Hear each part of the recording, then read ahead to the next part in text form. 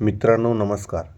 बौद्ध धर्माचे शत्रू भारतात राहू शकत नाहीत, असे विश्वरत्न डॉक्टर बाबासाहेब आंबेडकर 1 जानेवारी 1955 रोजी पुणे येथे बुद्धाच्या मूर्तीची प्रतिष्ठापना करताना केलेले भाषण आज आपण त्यांच्याच शब्दात पाहणार आहोत. आज या ठिकाणी या छोट्याशा मंदिरात भगवान बुद्धाच्या मूर्तीची स्थापना करण्यात आली आहे. नेहमीच्या शिरस्त्याप्रमाणे एखादे मंदिर बांधण्यात आले तर त्यात भैरोबा, खंडोबा, मरीआई वगैरे नाना प्रकारच्या देवता ठेवल्या जातात. आपले लोक भाविक असल्यामुळे ते विष्णू, शिव अशा तऱ्हेच्या देवतांची स्थापना करतात. इथला प्रसंग नवीन आहे. इथल्या मंदिरात मरीआई, खंडोबा, महादेव आणलेले नाहीत. येथे आज नवा देव आणून स्थापला आहे.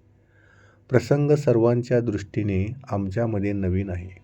आपल्यापैकी काही जणांनी भगवान बुद्धांचे नावसुद्धा ऐकले नसेल.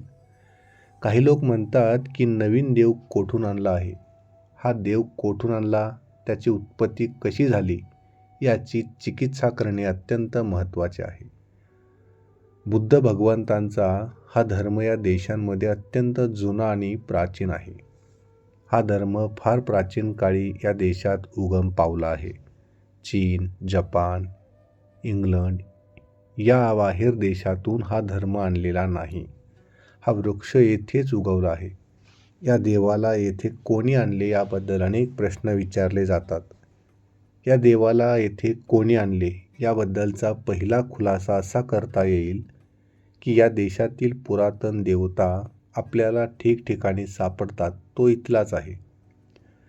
इतिहासाच्या काळामध्ये जी अनेक कारणे घडली त्यामुळे या धर्माचा लोप झाला. या धर्माचे शत्रू या देशात राहूच शकत नाहीत. आपण मराठीमध्ये शत्रूला बोलताना म्हणतो की माझा देव जागती ज्योती आहे, माझा देव कच्चा नाही, तुझ्यावर सोडीन तो तुझा सत्यानाश करील. अगदी त्याचप्रमाणे या धर्माचे आहे. आज मी असे भाकीत करतो की हा देव ब्राह्मणांचा सत्यानाश करील. हे पाहायला कदाचित मी राहणार नाही, मात्र ही गोष्ट होईल यात तीळमात्र शंका नाही. एक मनुष्य काही माणसांना काही काळ फसवू शकतो.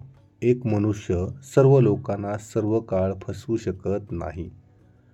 बुद्ध धर्माला 1956 साली 2500 वर्ष पूर्ण होतील. हा धर्म 1250 वर्ष जिवंत असा होता हे सिद्ध करण्यासाठी आज मी इतिहासातील पुरावा देणार आहे. पूर्वी या देशावर मुसलमानांच्या स्वाऱ्या झाल्या. मुसलमान मूर्तीपूजक नष्ट करत त्यांनी बौद्ध धर्माच्या लोकांवर हल्ला चढविल्यामुळे हा धर्म खालावला. अफगाणिस्तानातील 100% लोक मुसलमानी धर्मांचे होते. येथे बुद्ध धर्म होता. येथे बुद्ध धर्माचे 7000 भिक्षू होते. या मुसलमानांनी त्यांच्यावर स्वाऱ्या केल्या. त्यावेळी मुसलमानांपुढे 2च प्रश्न होते. या देशातील लोकांनी मुसलमान धर्माचा स्वीकार करावा हा पहिला प्रश्न होता, आणि दुसरा म्हणजे जो हा धर्म स्वीकारणार नाही त्याची कत्तल करणे.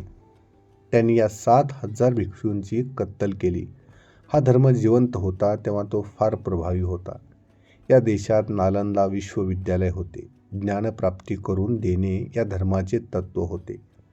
एक आचार्य व त्याचे 10 विद्यार्थी एकत्र बसत आणि ते शास्त्र शिकवित अशी या धर्माची स्थिती होती. पहिले विश्वविद्यालय बौद्ध धर्मीय लोकांनी स्थापन केले. नालंदा विश्वविद्यालयात 13,000 विद्यार्थी व 1,000 प्राध्यापक होते. ब्राह्मण धर्म हा एकांगी होता. अन्य कारणांमुळे मुसलमानांच्या तडाख्यातून त्याचा बचाव झाला.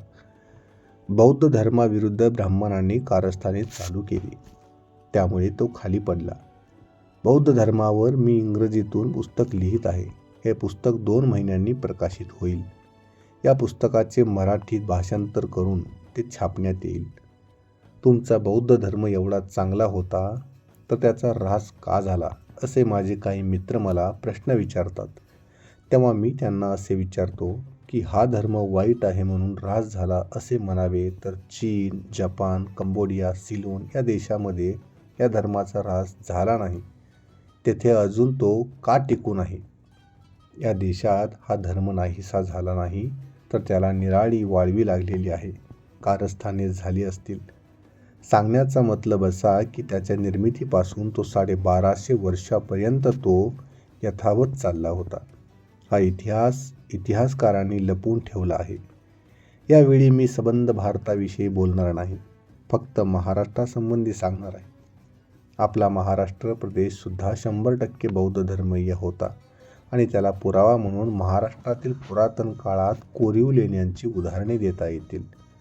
भारतातील 1,500 लेणी महाराष्ट्रातच आहेत. ही लेणी म्हणजे बौद्ध भिक्षूंची राहण्याची ठिकाणे होती. हेच त्यांचे निवाऱ्यांचे स्थान होते.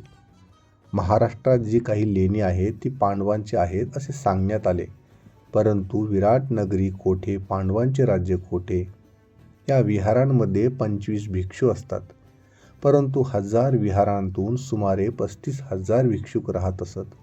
जनतेकडून भिक्षा मागून ते आपली उपजीविका करीत. भिक्षा मागून त्यांचे कार्य चालत असे. 1250 वर्षे ते या प्रांतांमध्ये होते. आपण मोडके घर पुन्हा बांधतो, त्याला नवीन पत्रा टाकतो, छप्पर नवीन बसवतो, म्हणजे त्या घराचा जीर्णोद्धार करतो. आपल्या वाडवडिलांपासून भगवंतांची पूजा आपण करीत आलो आहोत. तोच देव आपल्याला पुन्हा बसवायचा आहे. या देशात धर्म म्हणून काही राहिलेला नाही असे माझे स्पष्ट मत आहे. हिंदू लोकांची धर्मांची व्याख्या फार निराळी आहे. देवळात जाणे, घंटा वाजवणे, पूजा करणे आणि भटाला दान देणे एवढेच या धर्माचे कार्य. जणू काही भटाच्या बापाचे ऋण फेडणे होय. परंतु आम्हाला काही जमले नाही. विष्णूची पूजा करून विष्णू पावला नाही, शिवाच्या देवळात जाऊन शिव पावला नाही आणि मर्याई म्हसोबा खंडोबा तर पावलाच नाही. व्यक्तीच्या समाजाच्या जीवनाला आवश्यक म्हणून धर्म हवा आहे. धर्माला नीतीची बंधनं हवी आहेत. काही लोक मला विचारतात की धर्म काय करावायचा आहे, परंतु माझा त्यांना सवाल आहे. आम्ही हल्ली खावयाचे सोडले आहे, केवळ पोटच भरावयाचे, तर मग तुम्ही ही डल्ली सांगतो का खात नाही? धर्म हा दुराचरणावर नियंत्रण ठेवतो. तुम्हाला सांगण्यासारखे पुष्कळ आहे, पण तुमच्या भाषेत मला काय सांगता येईल? येथे उदाहरणादाखल मी तुम्हाला एकच गोष्ट सांगतो. बैलगाडीला 2 चाकं, 2 बैल, गाडी तसेच हाकणारा मनुष्य वगैरे सर्व असते. मी लहानपणी बैल हाकायचे काम केले आहे. गाडीला वंगण असते, चाकाला खीळ असेल तर बैलगाडी ओढतील. त्याचप्रमाणे मनुष्याच्या पापी दुराचारी वर्तनाला बंधन म्हणजे धर्म. धर्माचे बंधन असल्याशिवाय कार्य टिकू शकत नाही. कोणताही धर्म घेताना चोकाळून घेतला पाहिजे. आपण बाजारात जातो, सोने बावन कशी आहे किंवा नाही याची खात्री करून घेतो. अगदी त्याचप्रमाणे धर्म म्हणजे बाजारपेठ आहे. ते विष्णूचे, शिवाचे, रामाचे दुकान. तिथे पुजारी धूप कापूर जाळत बसले आहेत. कृष्ण, राम, शिव, विष्णू यांचा धर्म हा असा धर्म आहे. धर्म मनुष्याचा उद्धार करतो. धर्म घातकाकरिता नसतो. आमची अवनती झाली असेल तर ती जातीभेदामुळे. जो धर्म जातीभेदाने बरबटलेला आहे, ज्या धर्मात असमानता आहे, तो धर्म आम्ही कसा घेऊ? ज्या धर्मात समानता अधिष्ठिता झाली आहे असा धर्म पाहिजे. बौद्ध धर्मात सर्वांना समान संधी, सर्वांना समान अधिकार दिलेला आहे. त्यात ऐक्यता आहे, भेदभाव नाही. ह्या प्रसंगी आपणाला एका सुताची आठवण करून द्यावीशी वाटते. ब्राह्मणाची पोरे होती. त्यांच्यामध्ये तत्त्वज्ञानाविषयी वाद चालू होता. ब्रह्म हे घर आहे, आत्मा ब्रह्माची छाया आहे. सूर्य आणि सूर्याचे प्रतिबिंब, घर आणि त्याची छाया याप्रमाणे ब्रह्म आणि आत्मा यांचे आहे. ही सगळी पुराणातील वांगी आहेत. ब्रह्माची व छायाची आत्मा आहे, तर अस्पृश्यांना शनिवार वाड्यातील हौदात पाणी का भरू देत नाही, हा वाद का मिटत नाही असे पाहून ती पोरे बुद्धाजवळ गेली. त्यांना ब्राह्मणांचे तत्त्वज्ञान पटलेले नव्हते. भगवंतांनी त्यांना विचारले, हे ब्रह्म सत्य आहे काय? तुम्ही ब्रह्म पाहिला काय? ते काही काळ आहे की नित्य आहे? त्याचे रंगरूप कसं आहे? ते काही बोलते काय? त्याला चव आहे काय? सुगंध आहे? ते गुलाबाच्या फुलासारखं आहे की चाफ्याच्या? ते गोड आहे, तिखट आहे की आंबट आहे? मनुष्य मात्राला सत्य कळण्याकरिता 5 इंद्रिय आहेत. डोळा, कान, नाक, जीभ, त्वचा ही 5 इंद्रिय होत. डोळ्याने पाहता येते, कानाने ऐकता येते, नाकाने सुगंधित आहे की दुर्गंधित आहे असा वास कळतो. जिभेने खारट, तिखट, आंबट चव कळते. ब्रह्म जगभर भरले आहे. प्रत्येक पदार्थ ब्रह्म आहे. मनुष्य मात्रात ब्रह्म आहे. जो आपुलकीच्या भावनेने वागतो ते ब्रह्म. 5 इंद्रिय यांची साक्ष ज्याला मिळते तेच सत्य ब्रह्म. ब्रह्म सत्य मानणे न पाहिलेल्या मुलीवर प्रेम करण्यासारखे आहे. ब्रह्म सत्य जगत मिथ्या. बौद्ध भगवानाचा धर्म हा समानतेचा धर्म आहे. नुकताच माझ्याविषयी श्री लक्ष्मणशास्त्री जोशी यांनी एक लेख लिहिला असल्यामुळे माझ्या निदर्शनास आले आहे. माझ्याविषयी सहसा कोणी लिहित नाहीत आणि लिहिलेच तर ते चांगले असेलच हे सांगताही येत नाही. जोशी यांनी आपल्या लेखाच्या शेवटी डॉक्टर आंबेडकरांचे अवतार कार्य आता संपले असे लिहिले आहे. पण माझे अवतार कार्य संपले नसून त्याला सुरुवात आहे. लक्ष्मण शास्त्रींसारखा विद्वान मनुष्य असं लिहितो याला काय म्हणावे. आम्ही महाडचा सत्याग्रह केला. तुम्ही हिंदू लोक आम्हाला हिंदू म्हणता ना, मग हे लोक आपल्याला पाणी प्यायला देतात किंवा नाही हेच पाहण्यासाठी हा सत्याग्रह केला होता. आपल्याला देवळात जाऊ देत नाहीत हे बघण्यासाठी मंदिर प्रवेशाची चळवळ केली. इतके दिवस नांगरट झाली. जमीन आता पेरायला उपयोगी झाली आहे. माझे आयुष्य थोडे राहिले आहे. दुर्दैवाने जी सामाजिक कार्ये माझ्या हाती होती ती माझ्याकडून पूर्ण झाली नाहीत. मी आता इतर सर्व कार्यातून निवृत्त होणार आहे. मला बौद्ध धर्माच्या प्रसाराचे कार्य करावयाचे आहे. आजचा हा आपला प्रसंग पाहून काही लोक आपला उपहास करतील, परंतु चांगले कार्य हे अवघड असते. महार जात धैर्यवान आहे. तिच्या डोक्यावर इतर जमाती आहेत. लंगोटी, कांबळी, काठी हाच त्यांचा पोशाख. जैन साधू नग्न हिंडतात, त्याचप्रमाणे आम्ही नग्न हिंडू. मला आपल्याला 2 गोष्टी सांगावयाच्या आहेत. तुम्ही या धर्माचा स्वीकार कराल त्या दिवशी बऱ्याच गोष्टी सोडून दिल्या पाहिजेत. एकादशीला पंढरपूरला जाणे, द्वारकादशीला जाणे बंद करायला हवे. मला चांगली आठवण आहे. नाशिक जिल्ह्यात त्र्यंबक येथे कुंड होते. या कुंडात फक्त पसाभर पाणी होते. यात्रेकरू त्यात फडके भिजवून घेऊन अंगाला चोळीत. अशा तऱ्हेची खिचडी मी बौद्ध धर्मात होऊ देणार नाही. स्वच्छ पाण्यात घाणेरडे पाणी ओतता कामा नये. भगवान बुद्धाचा धर्म तोच आमचा धर्म असा आता आम्ही निश्चय केला आहे. तुम्ही पंढरपूरला जाता, पांडुरंगाचे अभंग म्हणता. पुण्याच्या इतिहास संशोधन मंडळातील लोकांची पंढरीचा विठ्ठल कोण होता यावर हुज्जत चालू आहे. पण माझा त्यांना खडा सवाल आहे की विठ्ठलाची भानगड सोडून देऊन पंढरीचा पांडुरंग कोण याचे पहिल्यांदा उत्तर द्या. तो होता कुठे? त्याला पळविला कोणी? कोणी बुडविले? पांडुरंग म्हणजे पंढरपूर येथे बौद्ध धर्माचे देवालय होते हे मी त्यांना सिद्ध करून देईन.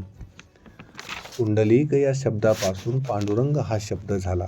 पुंडलिक याचा अर्थ कमळ. बौद्ध धर्मात मूर्तीपूजा नव्हती. अज्ञानी लोकांना तत्त्वज्ञान काय कळे? कमळाला पाली भाषेत पांडुरंग असे म्हणतात. तुम्हाला बोलविण्यासाठी ब्राह्मणांनी बुद्धाच्या नावाचा लोप केला. मतलबी लोक महाराष्ट्रातील लेणी ही पांडव लेणी असल्याचे सांगतात. इकडे पांडव कशाला आले होते? पांडव दिल्लीच्या बाहेर 80 किलोमीटरच्या पलीकडे गेले नाहीत. त्यांनी अलवार स्टेटमध्ये 1500 लेणी खोदल्या कशा? त्यांच्याजवळ टिकाव नव्हते की फावडे नव्हते? भगवान बुद्धाने सांगितले की ये आणि पहा. मी सांगतो म्हणून तुम्ही हा धर्म घ्यावा असे नाही. तुझी अविद्या नाहीशी झाली तरच तू या धर्माचा स्वीकार कर. आपणाला एक गोष्ट सांगायची बाकी राहिली आहे. हे जे देऊळ बांधण्यात आले आहे हे अत्यंत लहान आहे. ते जर आपण आहे याच स्थितीत ठेवाल तर आपल्याला काळिमा लागेल. या देवळाला एक हॉल पाहिजे. प्रदक्षिणा करण्यासाठी जागा हवी आहे. तुम्ही सर्वांनी वर्गणी गोळा करून या मंदिराला भव्य स्वरूप देण्याचा प्रयत्न करावा. मात्र भगवंतांच्या नावावर जमा केलेला पैसा खाऊ नका. आजच्या प्रसंगाला अनुसरून जे काही सांगावयाचे ते मी सांगून टाकले. आजचा हा प्रसंग इतिहासामध्ये नोंदला जाईल. 1200 वर्षानंतर भगवान बुद्धाच्या मूर्तीची स्थापना करण्याचा पहिला मान आपल्याला मिळाला आहे. याचे सारे श्रेय आपल्यालाच आहे. म्हणून आपण धन्यता मानली पाहिजे.